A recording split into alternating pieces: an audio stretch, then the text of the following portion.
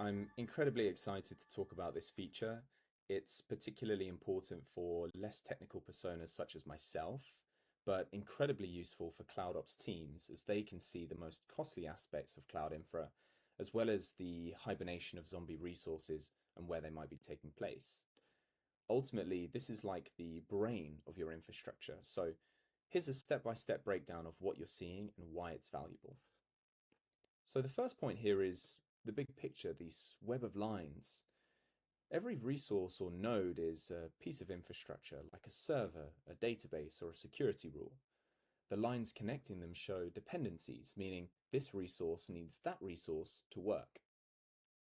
You should care about this because this is the actual real-time complexity of your business infrastructure, and here you drastically reduce you and your team's cognitive load.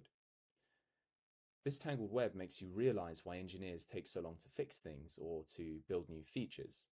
So in a company that doesn't use Infrastream, when a system goes down, engineers have to map out all of these dependencies in their heads or on a whiteboard to figure out what broke. That can take hours. The second point I'd like to mention is about the resources or nodes and their blast radius.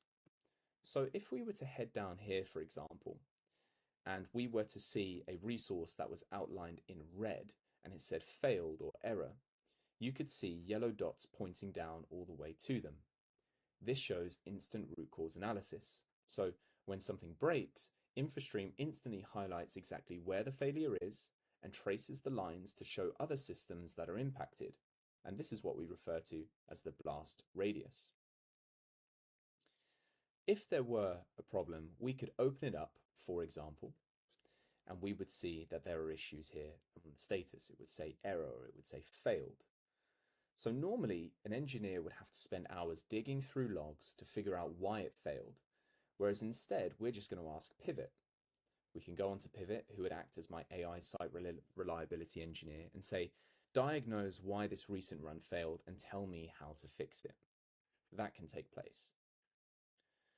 Referring to some of the other agent capabilities, which is another game-changing feature, really revolves around the fact that there is less cognitive load for teams and faster time locating root causes.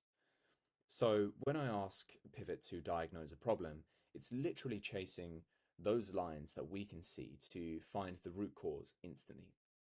This is why Pvot can also write the code to fix the outage in 3 seconds instead of 3 hours. Of course, Pvot has other capabilities as well.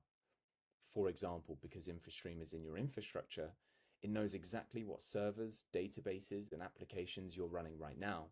So in short, it knows your infrastructure inside out. Now, a lot of what you have within your projects, within your databases, for example, is protected. Infrastream doesn't have access to that to maintain the utmost security for you.